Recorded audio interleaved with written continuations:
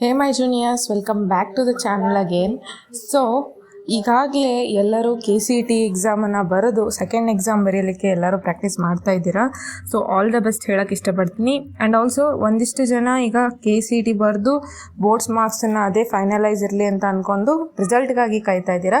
ನಾನು ಇದಾಗಲೇ ನಾನು ಪ್ರೀವಿಯಸ್ ವಿಡಿಯೋಲ್ಲಿ ಹೇಳಿದಾಗೆ ನಿಮ್ಮ ರಿಸಲ್ಟ್ ಸೆಕೆಂಡ್ ಎಕ್ಸಾಮ್ ಆದಮೇಲೆ ಅದರ ರಿಸಲ್ಟ್ ಬಂದ ಮೇಲೆ ನಿಮ್ಮ ರಿಸಲ್ಟ್ಸು KCET ರಿಸಲ್ಟ್ಸನ್ನು ರಿಲೀಸ್ ಮಾಡ್ತಾರೆ. ಯಾವಾಗಕ್ಕ ಅಂತ ಕೇಳೋದಂದರೆ, ಆ್ಯಸ್ ಯು ನೋ ಆಲ್ರೆಡಿ ಈಗ May 13 ಮುಟ್ಟ ಸೆಕೆಂಡ್ ಎಕ್ಸಾಮ್ ನಡೆಯುತ್ತೆ. ಅದಾದಮೇಲೆ ಒಂದು ವಾರ ಆದರೂ ಚೆಕ್ ಮಾಡಿ ಅದೇ ಟೈಮ್ನಲ್ಲಿ ಸೆಕೆಂಡ್ ಎಕ್ಸಾಮ್ ರಿಸಲ್ಟನ್ನು ರಿಲೀಸ್ ಮಾಡ್ತಾರೆ. ಅದಾದಮೇಲೆ ಮೇ ಎಂಡ್ ಏನು ಬರುತ್ತಲ್ಲ ಅಲ್ಲಿ ನಿಮ್ಮ KCET ರಿಸಲ್ಟ್ಸ್ ಬರೋವಂಥ ಸಾಧ್ಯತೆ ಇದೆ. ಸೊ ಲಾಸ್ಟ್ ಟೈಮ್ ನಮಗೆ May 24ಗೆ ರಿಸಲ್ಟ್ ಬಂದಿತ್ತು. ಸೊ ಈ ಸತ ಮೇ ಎಂಡ್ ಮುಟ್ಟಾಗೆ ನಿಮಗೆ ಬರ್ತದೆ. ಓಕೆ, ಇದು ಕ್ಲಿಯರ್ ಆಯಿತು ಅಂತ ಅನ್ಕೋತೀನಿ. And regarding the counseling, as I told, I am going to upload the video soon, so you will be getting what are the steps of the counseling. Okay, ಈಗ ಯಾರಾದರೂ second ಎಕ್ಸಾಮ್ಗೆ focus ಮಾಡ್ತಾ ಇದ್ದರೆ ಚೆನ್ನಾಗಿ ಮಾಡಿ. ನಿಮ್ಮ ಒಂದೊಂದು ಮಾರ್ಕ್ಸು ತುಂಬ ಕಾಂಟ್ರಿಬ್ಯೂಟ್ ಆಗುತ್ತೆ. ತುಂಬ 1000ರಷ್ಟು ರ್ಯಾಂಕ್ ವ್ಯತ್ಯಾಸ ಮಾಡೋದಕ್ಕೆ ಸಾಧ್ಯವಾಗ್ತದೆ ಅಂತ ಹೇಳಕ್ಕೆ ಇಷ್ಟಪಡ್ತೀನಿ. ಆ್ಯಂಡ್ ಇದು ನಾನೀಗ ಏನು ಹೇಳ್ತಾ ಇದ್ದೇನೆ, ಈ ನೋಟಿಫಿಕೇಷನ್ KE ಇಂದ ಬಿಟ್ಟಿರೋದು ಯಾರಿಗೆ ಅಂತ ಕೇಳೋದಂದರೆ, ನೀವು ಪ್ರೀವಿಯಸ್ಲಿ CBSE ICSE ಅಂತ ಬಂದವರಾಗಿದ್ದರೆ, ಇತರ ರಾಜ್ಯದವರಾಗಿದ್ದರೆ, ಹಿಂದಿನ ವರ್ಷ 2026ಕಿನ್ನ ಹೋದ ವರ್ಷ ಯಾರು ನೀವು ಎಕ್ಸಾಮನ್ನು ಬರೆದಿದ್ದೀರಾ ಅವರು ನಿಮ್ಮ ಮಾರ್ಕ್ಸ್ ಎಂಟ್ರಿ ಮಾಡಬೇಕು ಅಂತ KEದಿಂದ ಬಿಟ್ಟಿದ್ದಾರೆ.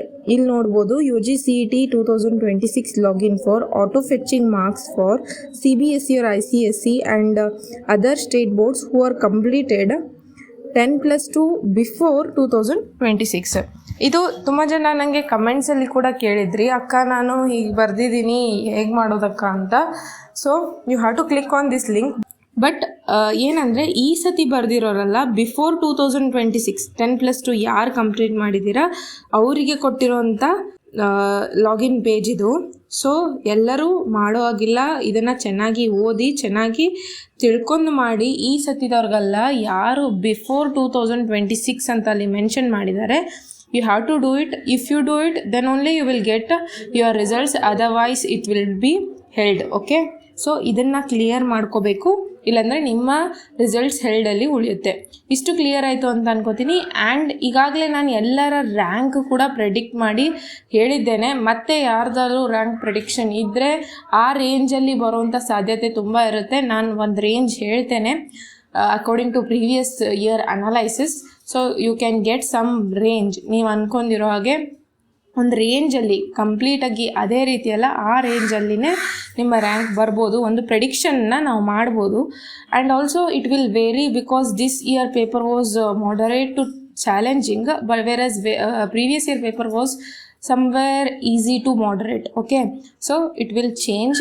So let's hope for the best ಅಂತ ಹೇಳ್ತಾ ಈ ವಿಡಿಯೋನ ಮುಗ್ಸೋಕ್ಕೆ ಇಷ್ಟಪಡ್ತೀನಿ. ಮತ್ತೇನಾದರೂ ಡೌಟ್ ಇದ್ದರೆ ಕೇಳಿ ಅಂತ ಹೇಳೋಕ್ಕೆ ಇಷ್ಟಪಡ್ತೀನಿ. Thank you for watching.